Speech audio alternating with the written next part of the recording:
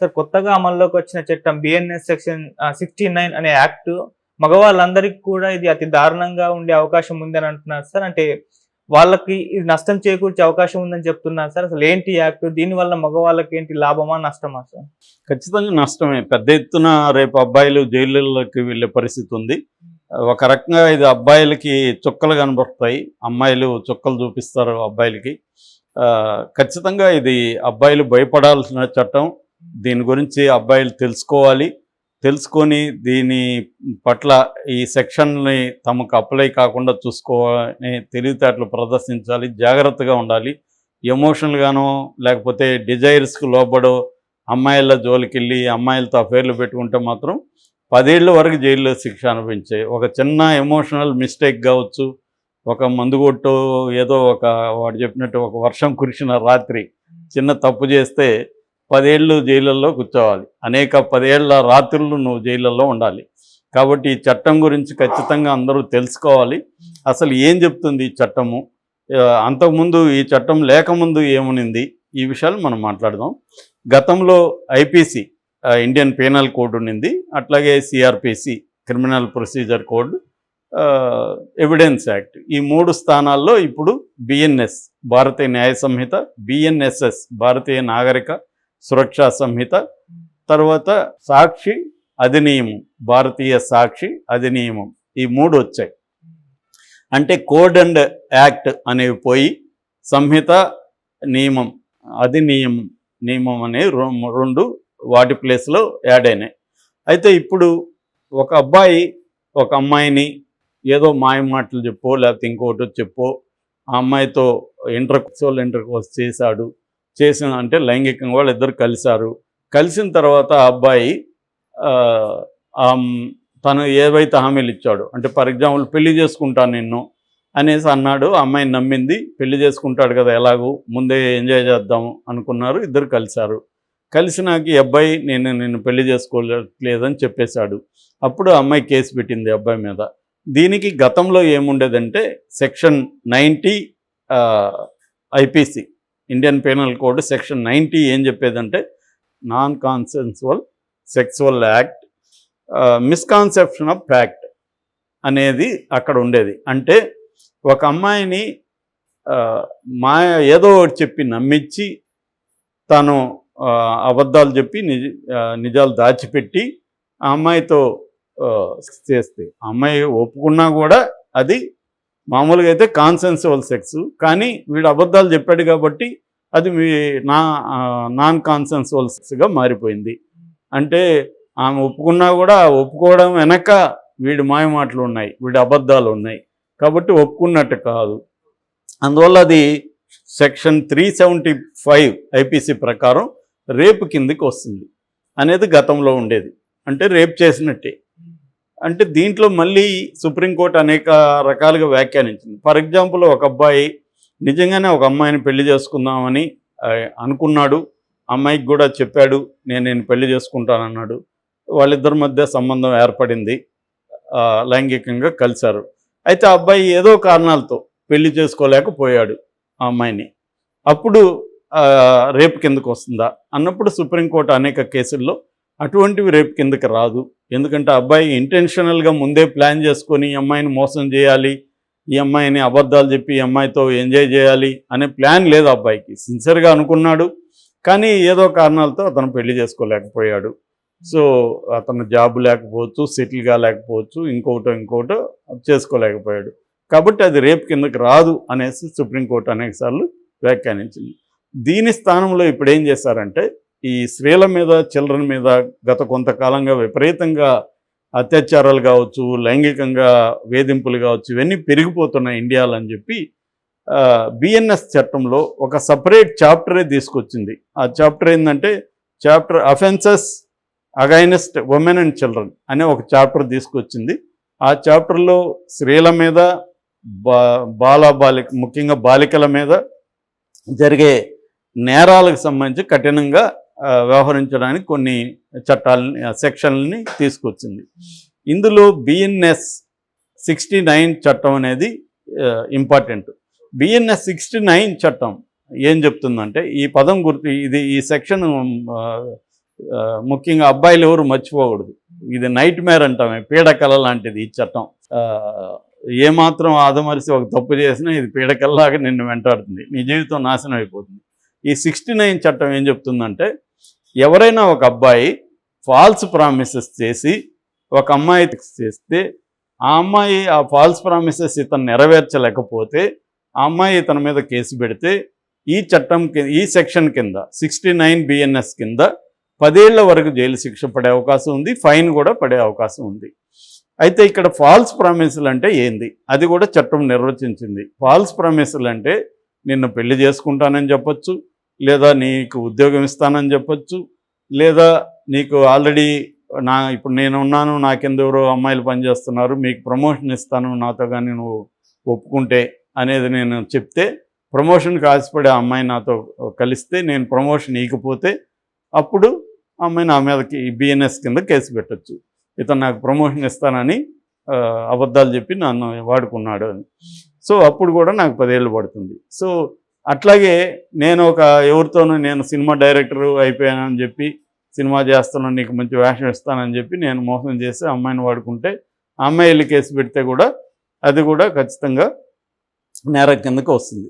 ఇలాగా ఎనీ మాయమాటలు కావచ్చు, అబద్ధాలు కావచ్చు, నిజాలను దాచిపెట్టడం కావచ్చు, పెళ్లి చేసుకుంటానడం కావచ్చు, ఇవన్నీ చెప్పితే ఈ సెక్షన్ కింద నేరం అవుతుంది. అయితే ఇంతకు ముందులాగా అది రేపు కాదు, ఇంతకుముందేమో IPCలో రేప్ అయిపోయేది, అది ఇప్పుడు రేప్ అయితే కాదు, కానీ సేమ్ శిక్ష అయితే ఉంది. ఇప్పుడు కూడా అదే ఉంది, రేప్ అనే పదం తీశారు తప్ప ఎసెన్స్ ఏం తేడా లేదు. సో ఇక్కడ ఇప్పుడు అనేక సమస్యలు ఉన్నాయనేది లీగల్ ఎక్స్పర్ట్లు, దీంట్లో ఇటువంటి కేసుల్లో తలపండిన వాళ్ళు చాలా వీడియోలు నేను చూశాను, చదివాను కూడా. వాళ్ళందరూ కూడా ఏం చెప్తున్నారంటే, ఇందులో ఒక ప్రాబ్లం ఏంటంటే స్త్రీలందరూ కన్జర్వేటివ్గా ఉంటారు, అంటే ట్రెడిషనల్గా ఉంటారు, అమాయకంగా ఉంటారు అనే ఒక ప్రిజంప్షన్ ఆల్రెడీ ఉంది. అంటే ఇప్పుడు ఒక అబ్బాయి ఒక అమ్మాయితో మాయమాటలు చెప్పడం అంటే ఏంటి, నిన్ను పెళ్లి చేసుకుంటాను అన్నాడు అనుకున్నాం, ఆ అమ్మాయి నమ్మి ఎందుకు ఇతనితో ముందే చేసింది? పెళ్లి చేసుకుంటాడు కదా, పెళ్ళైనాక చేసుకోవచ్చు కదా, పెళ్ళికి ముందే ఎందుకు ఇతనితో ఒప్పుకునింది అంటే అర్థం ఏంటి? ఆ అమ్మాయి అమాయకురాలా? ఆ అమ్మాయి ట్రెడిషనల్గా మోసపోయేదానికి రెడీగా ఉందా ఎవరన్నా ఏమన్నా చెప్తే? అంటే ఆల్రెడీ అమ్మాయిలందరూ అమాయకులని, అబ్బాయిలు మాత్రం మోసగాళ్ళని ఒక ప్రిమైజ్ ఆల్రెడీ దీంట్లో ఉంది. కానీ ఇవాళ సమాజాన్ని, ముఖ్యంగా అర్బన్ సొసైటీని కానీ పరిశీలిస్తే అమ్మాయిలు కూడా చాలా యాక్టివ్గా ఉన్నారు, అమ్మాయిలు కూడా అబ్బాయిల్ని సెడ్యూస్ చేస్తున్నారు. వీడికి ఏమన్నా డబ్బు ఉంది, హోదా ఉందంటే వాడి చుట్టూ తిరుగుతున్నారు, వీడు మంచి కారు ఉంది, డబ్బులు ఉన్నాయి, మనకు బాగా ఖర్చు పెడతాడంటే వాడిని ట్రాప్ చేస్తున్నారు. ఇవన్నీ అనేక కేసులు వస్తున్నాయి. సాక్షాత్తు సుప్రీంకోర్టే చిన్న మైనర్ విషయాల్లో, అంటే పోక్సో అని ఇంకొక చట్టం ఉంది, పోక్సో అంటే protection of children from sexual offences. దీని కింద ఏం జరుగుతున్నాయంటే 18 ఏళ్ల కంటే లోపల ఉన్న అమ్మాయిలు 18 ఏళ్ల కంటే లోపల ఉన్న అబ్బాయిలతో, అంటే 16 ఏళ్ళ అమ్మాయి 17 ఏళ్ళ అబ్బాయిని సెడ్యూస్ చేస్తుంది. సెడ్యూస్ చేసి వాడిని రెచ్చగొడుతుంది, వాడికి మెసేజ్ పెడుతుంది, అన్నీ చేస్తుంది. సో వాడు కూడా రెచ్చిపోతాడు, ఇద్దరి మధ్య సంబంధం ఉంటుంది. ఇది ఎప్పుడైతే తల్లిదండ్రులకు తెలిసినప్పుడు అమ్మాయి ఏం చేస్తుంది, ఏడుస్తుంది, నన్ను వాడు అది చెప్పి ఇది చెప్పి ట్రాప్ చేశాడని చెప్తుంది. తల్లిదండ్రులు ఒకవేళ చెప్పకపోయినా, మేము ఇద్దరం కలిసామని చెప్పినా కూడా తల్లిదండ్రులు ఏం చేస్తారు, వాడి మీదనే కేసు పెట్టేస్తారు. అది పోక్సో కిందకు వచ్చేస్తుంది, ఎందుకంటే మైనర్ అమ్మాయితో అంటే పోక్సో కిందకు వస్తుంది. సో వాడికి భయంకరమైన శిక్షలు పడిపోతాయి. ఇది అందుకని చాలా హైకోర్టులన్నీ కూడా చాలా తీవ్రంగా ఆవేదన వ్యక్తం చేస్తున్నారు. అరే బాబు, 16 ఏళ్ళకి తగ్గించండి అమ్మాయిల వయసుని, సెక్సువల్ వయసు 18 ఏళ్ళు ఉంది, దాన్ని 16కి తగ్గించండి అని అడుగుతుంది గవర్నమెంట్ని. గవర్నమెంట్ ఒప్పుకోవట్లేదు, ఎందుకంటే అమ్మాయిలు ఇవాళ 5వ క్లాస్ 6వ క్లాస్ నుంచే వాళ్ళకి మొత్తం పోర్ను చూస్తున్నారు, ఎక్స్పోజర్ వచ్చేస్తూ ఉంది, విపరీతంగా అబ్బాయిలతో తిరుగుతున్నారు, ఇళ్లల్లో కూడా ఫ్రీడమ్ పెరిగింది అమ్మాయిలకి. సో ఇలాంటప్పుడు అమ్మాయిలు కూడా యాక్టివ్గా ఉంటున్నప్పుడు అబ్బాయిలు మాత్రమే ఎందుకు బలవ్వాలి, వాళ్ళ జీవితాలు ఎందుకు నాశనం అవ్వాలి అని సాక్షాత్తు కోర్టులే వాపోతున్న కండిషన్ ఉంది. ఇప్పుడు BNS 69 వస్తే వీళ్ళు ఫాల్స్ ప్రామిసెస్ అని చెప్పి ఇప్పుడు బ్రేకప్ అనేది నేరం అయిపోతుంది. ఇప్పుడు ఎవరితోనో ఒక అమ్మాయితోనూ ఉంటే నువ్వు బ్రేకప్ చేయకూడదు, ఆ అమ్మాయి బ్రేకప్ చేయొచ్చు. నువ్వు కానీ బ్రేకప్ చేస్తే అమ్మాయి వెళ్ళి కేసు పెట్టేస్తుంది. ఇప్పుడు నీకు ఫాల్స్ ప్రామిసే కాదు, ఇప్పుడు ఒక అమ్మాయిని పెళ్లి చేసుకుందామని సిన్సియర్గా అనుకున్నాడు, ఆ, కుదరలేదు. తర్వాత అమ్మాయితో వీడికి కంపాటబిలిటీ ఉండదు, ఈ అమ్మాయితో మన ఫ్యామిలీలో మా అమ్మని ఈ అమ్మాయి బూతులు తిడుతుంది, మా నాన్నని బూతులు తిడుతుంది, ఈ అమ్మాయిని పెళ్లి చేసుకుంటే రేపు నా ఫ్యామిలీ దూరం అయిపోతుంది అని ఒక అబ్బాయి భావించాడు అనుకో, ఫర్ ఎగ్జాంపుల్ భావించి బ్రేకప్ చేసుకున్నాడు అనుకో, వీడు 10 ఏళ్ళు జైలు శిక్ష అనుభవించాలి. అంటే నువ్వు బ్రేకప్ చేసుకుంటే కూడా 10 ఏళ్ళు జైలు శిక్ష అనుభవించాలి. అంటే దీన్ని బట్టి అబ్బాయిలందరూ నేరస్తుల్లాగా మారిపోతారు, అబ్బాయిలందరినీ నేరస్తులుగా మార్చేసే ఒక క్రమం కనిపిస్తుంది దీంట్లో ఎక్కువ మంది చెప్పేది ఏమంటే 95 to 97% అబ్యూజే జరుగుతుంది. ఎందుకంటే ఆల్రెడీ గతంలో కూడా 375 రేప్ యాక్ట్ కింద ఒక ఢిల్లీ నగరంలోనే 43% ఫాల్స్ రేప్ కేసులు పెట్టారని మహిళా కమిషనే చెప్పింది అక్కడ. అంటే ఎవరితో ఇప్పుడు పక్కింటోడితో నాకు గొడవ వస్తుంది, ఇమీడియట్గా నేను వెళ్ళి మా వైఫ్ని రేప్ అటెంప్ట్ చేశాడని కేసు పెట్టేస్తా అవతలవాడి మీద. సో అది సీరియస్ అవుతుంది. కాబట్టి ఇటువంటి కేసులు భయంకరంగా పెరిగిపోతున్నాయి. Abusing of the act. నిజానికి మహిళల మీద దాడులు, పిల్లల మీద దాడులు అనేవి దేశంలో పెరుగుతున్నాయి. దీనికి సంబంధించి మహిళలకి రక్షణ అవసరం. అట్ ద సేమ్ టైం దీనివల్ల ఇప్పుడు ఈ చట్టం BNS 69 వల్ల ఏమవుతుందంటే అబ్బాయిలందరూ నేరస్తుల్లాగా అయిపోతారు. ఇద్దరు కలిసే ఎంజాయ్ చేస్తారు, అమ్మాయి కూడా ఒప్పుకుంటుంది. అసలు మనం ఏమి ప్రామిస్ చేసుంటారు, అబ్బాయిలు ఏవి ప్రామిస్ చేసుంటారు, సరదాగా ఇద్దరు కలుస్తారు, ఒప్పుకుంటారు. కానీ నువ్వు బ్రేకప్ చేస్తే మాత్రం అమ్మాయికి కాలుతుంది. కాలినప్పుడు నిన్ను బెదిరించవచ్చు. రెండోది, నీ దగ్గర డబ్బులు ఉంటే కూడా నీ మీద నేను ఈ కేసు పెడతానని చెప్పొచ్చు. నాకు నువ్వు డబ్బు లేకపోతే ₹1 కోటి అడుగుతుంది నిన్ను, ₹1 కోటి నువ్వు ఇలేవు, ₹1 కోటి లేకపోతే నిన్ను BNS సెక్షన్ 69 కింద బుక్ చేస్తానని బెదిరించవచ్చు. ఇలాంటివి ఆల్రెడీ అనేక మంది లాయర్లు చెప్తున్నారు కేసులు. అంటే పెళ్లి చేసుకుంటే ఒక సమస్య, పెళ్లి చేసుకుంటే నువ్వు బ్రేకప్ చేయలేవు, పెళ్లి చేసుకోకపోయినా అఫేర్ పెట్టుకున్నా నీకు జైలుకి వెళ్తావు. సో నువ్వేం చేసినా ఒకవేళ ప్రాస్టిట్యూట్ దగ్గరకు పోతే, కాల్గాళ్ళ దగ్గరకు పోతే అది నేరం. సో అబ్బాయి అనేవాడు ఏమి చేసినా నేరమే. సో అన్నీ మూసుకొని సన్యాసం తీసుకోవాలి తప్ప అబ్బాయిలు అమ్మాయిలతో అఫైర్ ఏ రకంగానూ పెట్టుకునేదానికి లేదు అన్నది కనబడుతుంది. రెండోది, ఈ ప్రామిస్ అనేది ఏం చేస్తారు, ఒక్కోసారి ఎమోషనల్గా తీసుకుంటారు. ఒక అమ్మాయితో వీడు విపరీతమైన డిజైర్ ఉంటుంది, ఆ రోజు తాగుంటాడు, వాళ్ళిద్దరు కలుస్తారు, అమ్మాయి ఏదో లేదు అంటుంది, లేదు నేను పెళ్లి చేసుకుందాం, మన ఇద్దరం పెళ్లి చేసుకుందాం అనొచ్చు. లేదు, ఆ అమ్మాయి అబ్బాయి మధ్య కొంత ట్రావెల్ జరిగి, అరే నువ్వు నాకు చాలా బాగా నచ్చావు, మన ఇద్దరం పెళ్లి చేసుకుందామా అని అడగచ్చు అమ్మాయి, సరదాగా చేసుకుందాం అనొచ్చు వీడు. అంతేగాని వీడికి ఏమి అమ్మాయి సీరియస్గా అంటుందని వీడు నమ్మట్లేదు, ఆ అమ్మాయి కూడా నమ్మట్లేదు, సరదాగా ఏదో అనుకున్నారు. కానీ దీన్ని పట్టుకొని ఆ అమ్మాయి కేసు పెట్టచ్చు రేపొద్దున. అంటే ఒక ఎమోషనల్ డిసిషన్ని ఒక రేషనల్, అంటే వీడు అన్నీ ఆలోచించి మోసం చేయాలని ప్లాన్ చేసుకొని ముందే చెప్పినాడని రేపు కేసు పెట్టచ్చు. వీడు మోసం చేయాలని లేదు, వీడికి జస్ట్ ఎమోషనల్, మందేస్తున్నాడు, ఆ అమ్మాయితో బాగుంది, ఎమోషనల్గా ఏదో అన్నాడు, మనం లైఫ్ లాంగ్ కలిసి ఉందామని. ఇట్లాంటి బోల్డ్ మాట్లాడుకుంటారు, అవన్నీ నిజాలు కావు.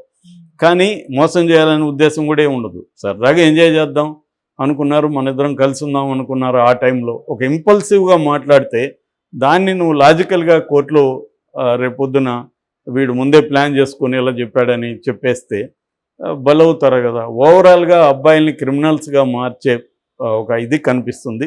ఎందుకంటే అమ్మాయిలందరూ అమాయకులు కాదు, అమ్మాయిలు కూడా ఒక్కొక్కరు 4 3 5 మందితో అఫైర్లు పెట్టుకుంటున్నారు ఈ కాలం. కాబట్టి వాళ్ళు 4 ఎవరినో 2 3 బ్లాక్మెయిల్ చేయొచ్చు రేపొద్దున. వాళ్ళు తప్పు చేయరు, అమ్మాయిలు తప్పే చేయరు అన్న ఇది సెన్స్ ఇక్కడ ఈ యాక్ట్లో కనబడుతుంది. అబ్బాయిలు మాత్రమే తప్పు చేస్తారు అనే జెండర్ బయాస్ రివర్స్లో కనిపిస్తుంది అనేది దీని మీద ప్రధానంగా ఉంది. ఏదేమైనా అబ్బాయిలు మాత్రం చాలా జాగ్రత్తగా ఉండాల్సిన అవసరం అయితే ఉంది. సో ఇష్టం వచ్చినట్టుగా నువ్వు నోటికి వచ్చిన అబద్ధాలు చెప్పినావంటే కష్టం, నిజాలు చెప్తా కూడా కష్టమే. ఎందుకంటే నువ్వు నిజాలు చెప్పాను నువ్వు అనుకుంటున్నావు, అమ్మాయి అబద్ధం చెప్పాడని చెప్తుంది. దీన్ని ఎలా ప్రూవ్ చేయాలి? రెండోది, డెఫినేషన్ ఏంటి ఫాల్స్ ప్రామిస్కి? ఫాల్స్ ప్రామిస్ అని డిఫైన్ చేయొచ్చు, కానీ కోర్టులో ఎలా ప్రూవ్ చేస్తావు? కోర్టులో ప్రూవ్ అమ్మాయిలు కూడా చేయలేరు. కానీ ఈ process is the punishment. India legal system, criminal justice system ఏంటంటే చాలా 90% కేసులు ప్రూవ్ కావు, కానీ ప్రాసెస్ ఇస్ ద పనిష్మెంట్. అంటే వీడు జైల్లో ఉండాలి, వీడికి బెయిల్ ఇచ్చేవాళ్ళు లేకపోతే అక్కడ మగ్గాలి, ఈ లోపల నీ ఉద్యోగం పోతుంది, నీ కెరీర్ పోతుంది, మనలాంటి యూట్యూబ్ ఛానల్ అంతా వైరల్ చేస్తాయి వాడి జీవితాన్ని, చేసిన దానివల్ల రేపు అతనికి మంచి సంబంధం రాదు, ఇక రూయిన్ అయిపోతుంది దాన్ని. అంటే ఒక చిన్న మిస్టేకు, ఒక చిన్న ఇంపల్సు, వాడి డిజైరు, అమ్మాయి బాగుంది కదా, సరదాగా ఉన్నాం, తనకు కూడా నచ్చింది కదా అని పెట్టుకుంటే వీడు మాత్రమే శిక్ష అనుభవించాలి, అమ్మాయి హ్యాపీగా ఇంకొకటితో వెళ్ళొచ్చు. This is the fact. So అబ్బాయిలు జాగ్రత్తగా లేకపోతే జైలుకి వెళ్తారు. Okay sir.